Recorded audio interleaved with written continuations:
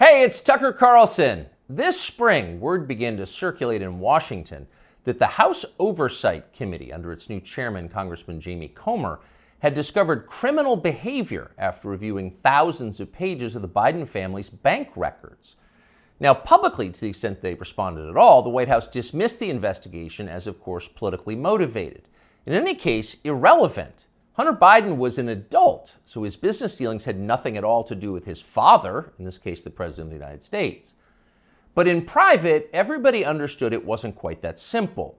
There has long been overwhelming evidence that Joe and Hunter Biden's financial lives are not separate at all, but deeply intertwined.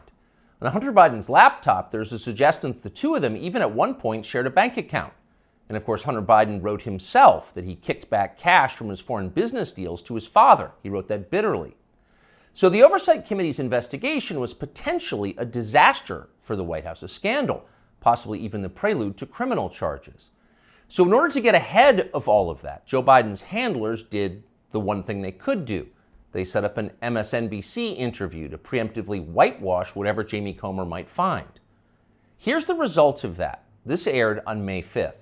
Sir, there is something personal that's affecting you. Your son, while there's no ties to you, could be charged by your Department of Justice. How will that impact your presidency?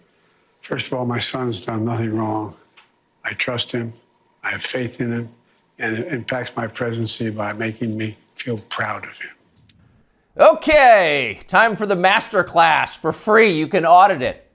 Here it goes. Sir, showing appropriate respect, says the shill, there is something personal that's affecting you. Note the wording. Personal, not of public concern, nothing law enforcement might be interested in, but personal, a sad family tragedy. That's the framing. And then this, a sentence choreographed to the letter. Your son, while there's no ties to you, could be charged by your Department of Justice. Got that? Well, there's no tie to you. So the answer is, in fact, in the question. Whatever Hunter Biden goes down for, and we know he is going to be charged because MSNBC said so, but when that happens, that's Hunter's problem. It's got nothing to do with Joe Biden. Rest easy, America. 5 days later, the Oversight Committee released its findings, and they were, in fact, devastating. Quote, bank records show the Biden family, their business associates, and their companies, their many companies, received over $10 million from foreign nationals and their related companies, the committee wrote. Investigators had, quote, identified payments to Biden family members from foreign companies while Joe Biden served as vice president and after he left public office. So actually there was something there. It was a scandal. Racketeering, money laundering, wire fraud, those are some of the crimes the Bidens seem to have committed, in addition, of course, to selling out the United States for cash. So what would happen to them? Well, Donald Trump had an idea, quote, they'll hit Hunter with something small to make their strike on me look fair. Trump wrote that about 2 weeks ago, and it turned out those were prescient words. This morning, Hunter Biden pleaded guilty to pretty much nothing. Biden pled to 2 misdemeanor tax evasion charges, then entered a diversion on a federal gun charge. That's it. As far as Merrick Garland's Justice Department is concerned, Hunter Biden is done. There was no pre-dawn raid carried live simultaneously on CNN. There was no perp walk, no handcuffs, no press conference. Above all, there was no felony. Hunter Biden, who broke federal gun laws, can still carry a gun. It's like it all never happened. In fact, the Justice Department just baptized Hunter Biden. A lifetime of sins washed away in an instant. It was a secular miracle. Most miraculous of all, Hunter Biden somehow escaped a FARA charge. FARA is the Foreign Agent Registration Act, and it is exactly what its name suggests. Under federal law, if you are acting as an agent of a foreign nation in Washington, you are required to register with our government to let everybody know. Well, for decades, pretty much nobody in Washington did register under FARA, and precisely no one was ever prosecuted for it. No one. But starting several years ago, the Justice Department began sending people to prison on FARA violations. The official explanation was, we're cracking down on foreign influence in Washington. And of course, privately, everyone in Washington laughed. They knew that was absurd. In fact, it's the opposite of the truth. Foreign powers have never had more power in Washington. Their agents are everywhere, in every federal agency and throughout business. down to and including in executive positions at various social media companies. The Biden administration knows all of this, and it's not a problem. In fact, it's their policy. From the administration's perspective, the concerns and the demands of, say, the Chinese government, or particularly the Ukrainian government, are far more important than the needs of American voters. We're cracking down on foreign influence. Please. The point, the only point of enforcing FARA, after decades of ignoring it, is to harass and imprison high-profile political opponents. Trump donor Elliot Broidy pled to a FARA violation a few years ago. So did Trump campaign manager, famously Paul Manafort. He went to prison. Last year, the DOJ went after Trump confidant Steve Wynn under FARA. But in the end, the Biden administration overreached so comically that the whole thing was thrown out by a judge. But they tried.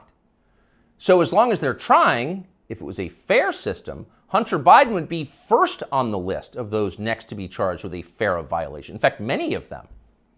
Hunter Biden was a foreign agent. He never registered as one. But for years, that's exactly what he was. He sold access to his father and other lawmakers to the Chinese and the Ukrainians and countries throughout the world. There's no debate about that. The FBI has known about it for years. For years, they've had possession of Hunter Biden's laptop. But they didn't charge him for it today. They never will. Why? Well, you know the answer. Hunter Biden has good genes. A more interesting question, though, which is another question the feds will never consider, is what does Hunter Biden do for a living now? This is a man with no obvious job and, of course, zero skills. He spent midlife smoking crack. Yet somehow he's managed to live pretty well despite rising inflation. He's been living in big houses in the costliest residential neighborhoods in the world. He's been paying his stripper baby mama $20,000 a month in child support. And he has retained a team of the most expensive lawyers in the country who spend quite a bit of time sending threatening letters to anyone who asks questions about how they're being paid. We can confirm that firsthand. So again, what does Hunter Biden do for work? That's a fair question, and tonight we have the answer. For years, Hunter Biden was an influence peddler. Now, Hunter Biden is a self-actualizer. He self-actualizes for a living. He gets in touch with himself, his feelings, and he follows his muse. Here he is explaining his new vocation in a 2019 ABC News interview. This is new. It's Yeah. your studio. Yeah.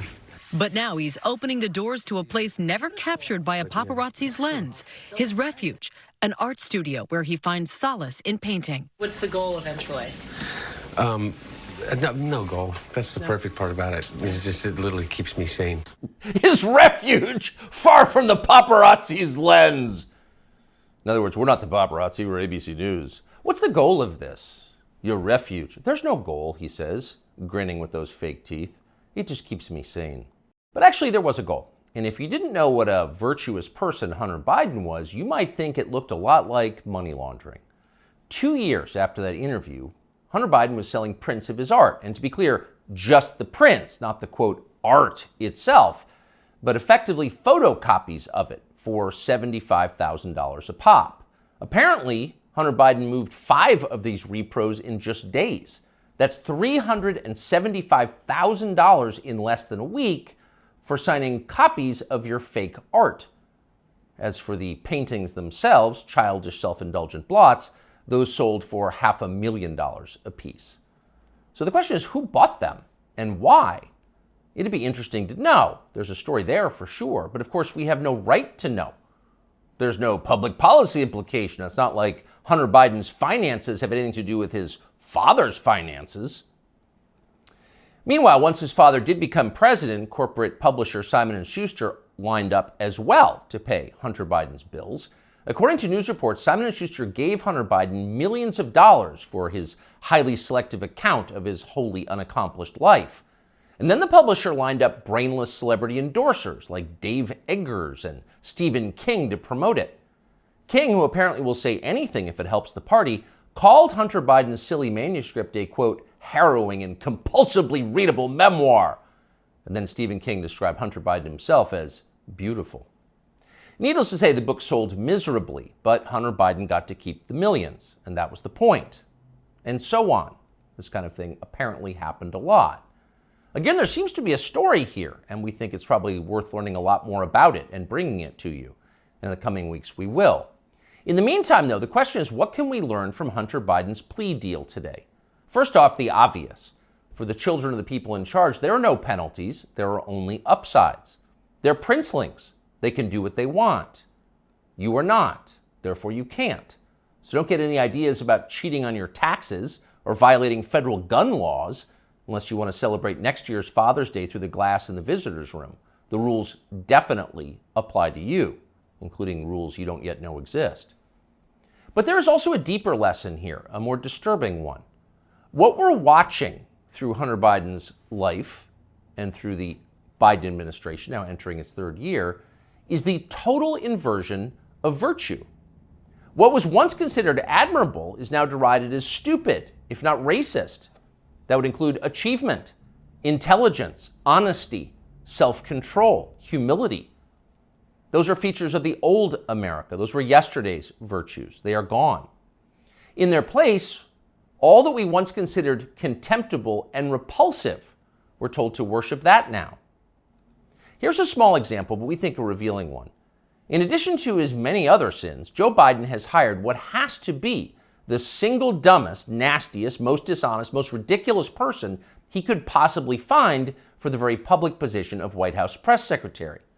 There's a point to it, of course. It was a humiliation exercise. It was designed to degrade the country and dispirit the rest of us. That's the White House press secretary? Shut up! But here's the thing. The White House press secretary herself has no idea why she's in the job. She thinks she's amazing. Here she is in a clip we just saw. A year in this role, there's been a couple of things that has made me incredibly proud. Many things that made me incredibly proud to be at that podium during this historic moment. Again, this is a historic administration. I'm a historic figure, and I certainly walk in history every day. I'm a historic figure? Imagine saying that.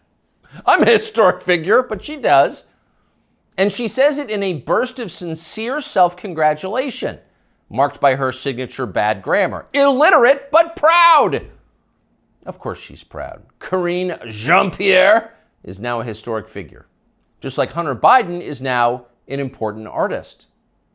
It makes you feel stupid for going to work. Younger people say the news is full of lies. In Kennedy's motorcade. 239 people. The death of Jeffrey Epstein.